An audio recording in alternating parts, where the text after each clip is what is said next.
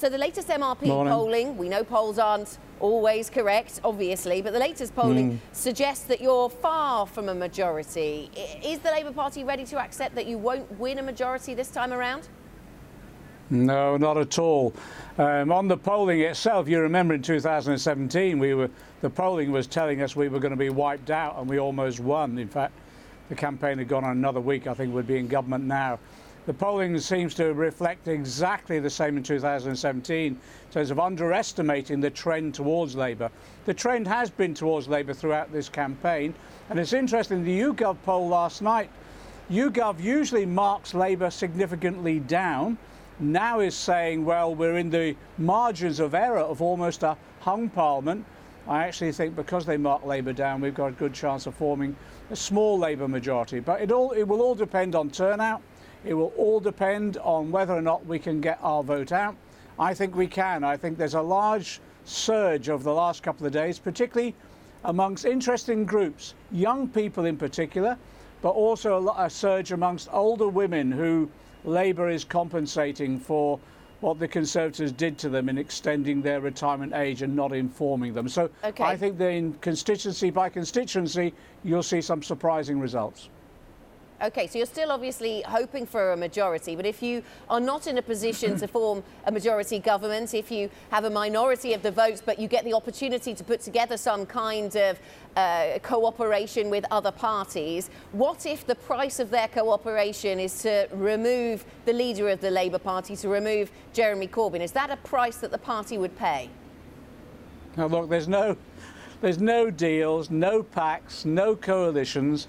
If we don't get an overall majority, we'll be a minority government, and we'll go into government, we'll implement our manifesto commitments. They're all popular policies, and I can't see any of the small, the minor opposition parties voting against any of them. They're not going to vote against us introducing a real living wage, or compensating the WASPy women, or saving our NHS service, or funding our schools. If they did, we'd go back to the electorate in another election, but I can't see that happening. But there'll be no deals, no pacts, no negotiations. Jeremy Corbyn's the leader of our party. We will go into government with him as our Prime Minister.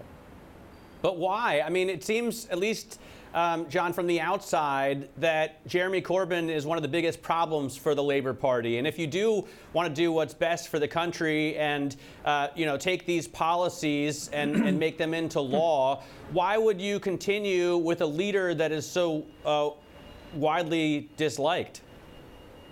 Well, it's interesting. You say from the outside, actually, Jeremy Corbyn has been one of our strongest motivating forces. And if you look at the detail of some of this polling, and polls are polls, you just have to take them with a pinch of salt sometimes, but consistently, on the issue of trustworthiness and on the issue of relating to the real needs as people see them as their bread and butter issues, their day-to-day issues they confront, he leads against Boris Johnson. And what's interesting, this election campaign, this issue of trust has become central to it. And we've seen how, well, basically people do not trust Boris Johnson because I'm afraid he's been sacked from his jobs twice because he lied, and he's just not trusted.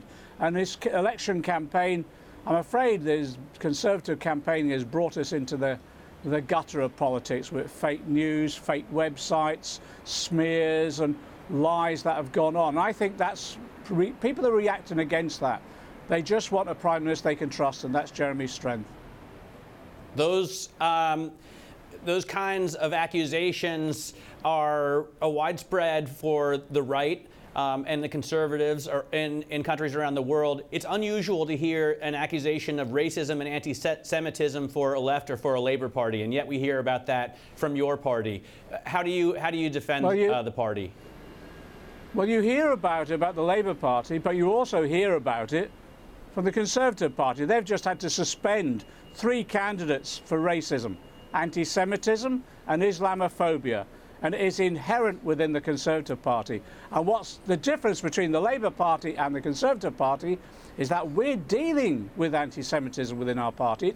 It is tiny, we know that, less than 1% of our members have been accused by that, and we've got a mass Labour Party membership, but one anti-Semite, one racist in our party isn't good enough. That's why we've introduced, under Jeremy Corbyn, new procedures. We've kicked people out. We've launched an education course to enable people to understand what anti-Semitism is. There's been nothing like that in the Conservative Party, and yet look at Boris Johnson's own writings and words. They are racist. The ways he's insulted, yes, and anti-Semitic, the way he's insulted Muslim people in particular, but also black people, BAME communities throughout. What's happened in this election campaign is that he's been exposed for the racist statements, not just recent statements, but over decades in his writing. And we want to ensure, just as we're cleaning up the Labour Party, we want to clean up politics in this country. OK, and we know that some members of your party, some MPs, have felt so strongly about anti-Semitism in the Labour Party that they've had to defect to other parties. They felt that necessary. I also want to point out in recent YouGov polling, only 19% of voters said that they would trust or that they think that Corbyn or Johnson keep their promises. So there does seem to be a broader level of distrust in UK politics rather than just directed at the Conservative Party. I want to return to who leads the Labour Party, though, John. I want to return to who leads the Labour Party. You said that you'll go into any kind, you'll keep with, we've watched the debates, yes. You've said that you'll keep Jeremy Corbyn, but if there is a competition to lead the party, would you like to have a go at leading it? Just look at the polling after the debates.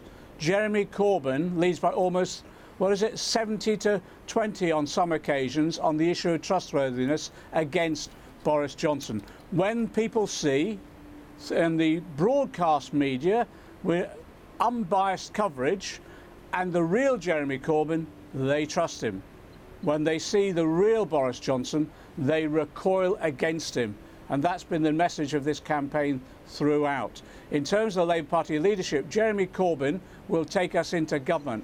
And I tell you, with our radical manifesto, it'll be a Labour government that transforms our society, saves our National Health Service from privatisation and being sold off to Trump, invests in our education, raises the living wage to a real living wage of £10 an hour, and makes sure those people, those WASPy women who suffered such an injustice, will be properly compensated.